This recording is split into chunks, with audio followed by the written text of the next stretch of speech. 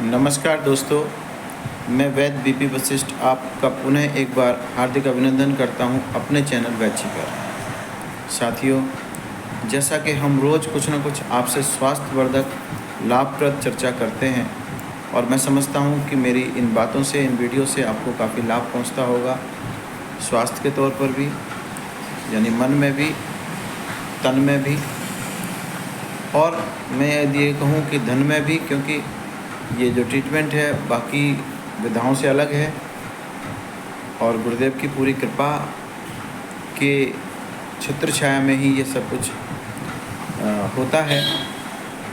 साथियों,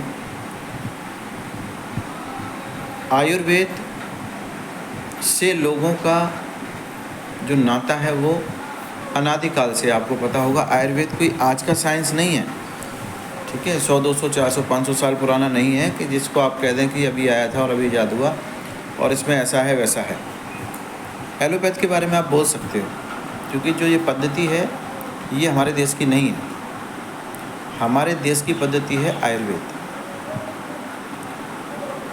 मैं ये जो पद्धतियां हैं ना, जितनी भी, आयुर्वेद हुआ, यूनानी हुआ, होम्योपैथी हुआ, सिद्धा हुआ, एलोपैथ, ये सब देश काल के हिसाब से हैं। जैसे यूरोपियन कंट्रीज़ में एलोपैथ की आवश्यकता थी, क्योंकि वहाँ पे तुरंत लोगों को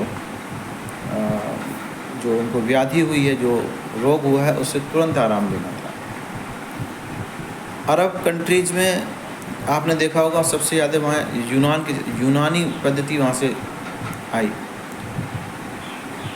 इसी प्रकार आयुर्वेद भारत की सनातन संस्कृति की बहुत प्राचीन विधा है चिकित्सा की, और इसका बहुत विस्तृत रूप है। कोई एक शाखा नहीं है इसकी, अनेक शाखाएं हैं इसके अंदर। तो मैं आयुर्वेद की वकालत इसीलिए करता हूँ कि ये हमारे देश काल के हिसाब से सबसे सूटेबल, सबसे उपयुक्त चिकित्सा पद्धति है, आज के समय में ही नहीं, अनादिकाल से। क्योंकि हम जिस देश काल में, जिस वातावरण में, जिस वायुमंडल में हम रहते हैं, वहाँ आयुर्वेद का प्रभाव बहुत जल्दी हमारे शरीर पर होता है।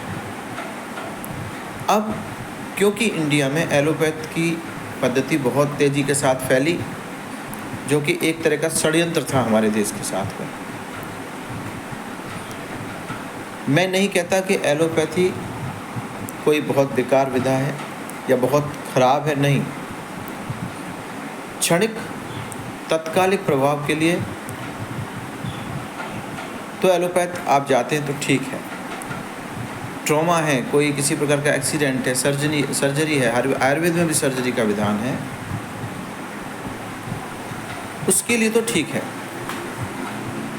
लेकिन जो आपकी लाइफ स्टाइल से जुड़ी हुई बीमारियां हैं, जो आपके शरीर की वैसी व्याधियां हैं जिनमें बहुत ज़्यादा वातावरण का ही प्रभाव है, या दुष्प्रभाव है, या कुप्रभाव है, तब आपको आयुर्वेद का ही रुख करना चाहिए। क्योंकि यही एक ऐसी साइंस है, यही एक ऐसी विधा है चिकित्सा की जो आपके सिस्टम को पूरी तरह से ठीक कर सकती है। अब कई बार लोग कहते हैं ये आयुर्वेद में कैसे ठीक हो जाएगा, होता तो एलोपैथ में ठीक नहीं है भाई साहब, आयुर्वेद पूरी तरह से ठीक ही करता है। कमी कहाँ रह जाती है? जो आज की मैंने इतनी बड़ी भूमिका आपको दी है, वो इस बात पर दी है कि आखिर आयुर्वेद से लोग अचानक से क्यों हट जाते हैं। कारण जानते हैं आप? बिल्कुल जानते हैं, आप ही जानते हैं इसका कारण। कारण क्या है? जब आप आयुर्वेद में ट्रीटमेंट शुरू करते हैं, 2, 4, 5 दिन में आपको लाभ नहीं हुआ, आपने तुरंत वैद्य बदल दिया, वापस अरे नहीं कोई फ़ायदा नहीं हुआ, चलो एलोपैथ में, एक कैप्सूल खाओ बड़ा आराम, एक गोली खा ली दर्द ठीक। तो आपका एक तो ये जो धैर्य है, क्षणिक धैर्य, सबसे बड़ी कमी धैर्य ना होना है। मैं शुरू से कहता आया हूँ, अगर आप आयुर्वेद की चिकित्सा कराते हैं, सबसे पहले धैर्य धारण करके ही किसी वैद्य के पास जाएं। कोई भी वैद्य हो, वो समय लेता है, आपके शरीर की प्रकृति को समझता है, आपके शरीर की प्रकृति के अनुसार ही वो आपको उपचार देता है। और अक्सर मैंने लोगों को कहते सुना है कि जी जो भी वैद्य के पास जाओ सबसे पहले वो पेट पे ही काम करता है। जी हाँ, ये पेट ही आपके समस्त शरीर के रोगों का कारण है, और जब तक इस कारण का निवारण नहीं होगा आप स्वस्थ नहीं हो पाएंगे। ये मैं लिख के दे सकता हूँ। इसीलिए आयुर्वेद की प्राचीन विधा में सबसे पहले हमने पाचन तंत्र, आहार पर जोर दिया। अपना आहार ठीक रखो, आहार तंत्र ठीक रखो। ये ठीक है तो सब कुछ ठीक है। अरे भाई साहब, आप गाड़ी में पेट्रोल डलवाते हैं, पेट्रोल की गाड़ी में अगर डीजल डालेंगे तो चलेगी क्या? सीज हो जाएगी ना। या उसमें कचरा मिला के या केरोसिन मिला के मिलावटी तेल डालेंगे तो गाड़ी चलेगी, थोड़ी बहुत दूर चलेगी, फिर धक्के खा के झक झक करके बंद हो जाएगी। यही हाल हमारे शरीर का और इस विधाओं का है।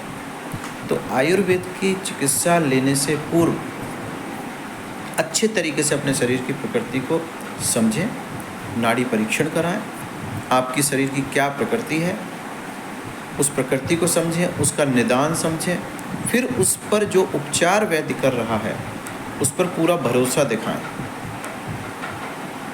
यदि आपसे कोई पैसे ऐंठने के लिए तरह तरह के आपको भ्रांतियां पैदा कर रहा है, कतई उसके पास ना जाएं, चाहे वो कोई भी हो, इंक्लूडेड मी।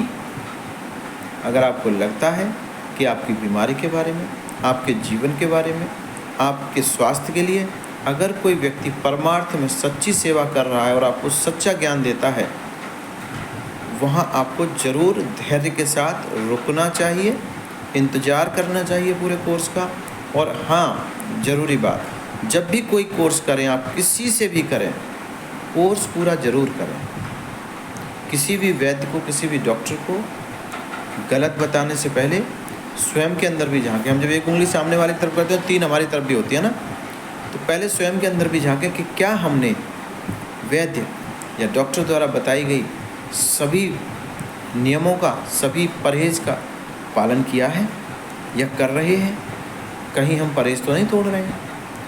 अगर आप 100% नहीं दे रहे हैं तो इलाज को भी गलत बताने का आपको कोई हक नहीं। ट्रीटमेंट लेना और बंद करना आप ही का निर्णय है पूरी तरह से। ना कोई डॉक्टर, ना ही कोई वैद्य आपको इस बात के लिए बाध्य करेगा कि नहीं आपको ट्रीटमेंट लेना ही पड़ेगा। जब आप अपनी मर्ज़ी से ट्रीटमेंट शुरू करते हैं, अपने स्वविवेक के साथ ट्रीटमेंट शुरू करते हैं, फिर बीच में कोर्स छोड़ते क्यों हैं? अगर ऐसे कोर्स छोड़ेंगे तो लाभ नहीं होगा। और मुझे दुख इस बात का है कि आप कोर्स छोड़ते हैं तो आपका पैसा जो आपने खर्च किया, जितना भी खर्च किया, कम या ज़्यादा, बेकार चला जाता है। इसका मुझे दुख होता है। साथियों, मेरी आपसे इतनी विनती है, जब भी कोई ट्रीटमेंट शुरू करें, कृपया उसे पहले पूरा समझ लें, तब शुरू करें और पूरा फॉलो करें। एक एक बात, नियमों का पालन करें। मैं समझता हूँ आपको ज़रूर स्वास्थ्य लाभ होगा, क्योंकि आयुर्वेद में कहीं नाकामी आज तक लिखी नहीं है। ये आयुर्वेद ही था जिसने लक्ष्मण को मूर्छा यानी मृत प्राय होने के बावजूद भी संजीवनी बूटी ने उनको पूरे पुनर्जीवित कर दिया था। आप सब जानते हैं कैसी कैसी जड़ी बूटियाँ हमारे देश में, दिव्य जड़ी बूटियाँ हैं जिनसे हम तुरंत रोगों का उपचार कर लेते हैं। आपने देखा होगा पहले के युद्धों में पूरे दिन सेनाएं लड़ती थीं, लहूलुहान हो जाते थे, रात को शिविर में गए, वैद्य जी ने लेप किया और सुबह फिर लड़ने को तैयार। क्या था वो दिव्य लेप जो तुरंत राहत देता था? कोई एलोपैथी भी इतना राहत नहीं दे पाएगी, कटे हुए अंग को फाड़ कर तुरंत सिव। दोस्तों, नियमों का पालन करें, स्वस्थ रहें, मस्त रहें, थोड़ा सा धैर्य ज़रूर रखें। मैं यही कहना चाहूँगा, आपका पेशेंस, आपका धैर्य ही आपको उत्तम स्वास्थ्य लाभ देगा। आज के लिए इतना ही दोस्तों, कल फिर मिलूँगा एक चर्चा के साथ। तब तक के लिए धन्यवाद, नमस्कार, राम राम।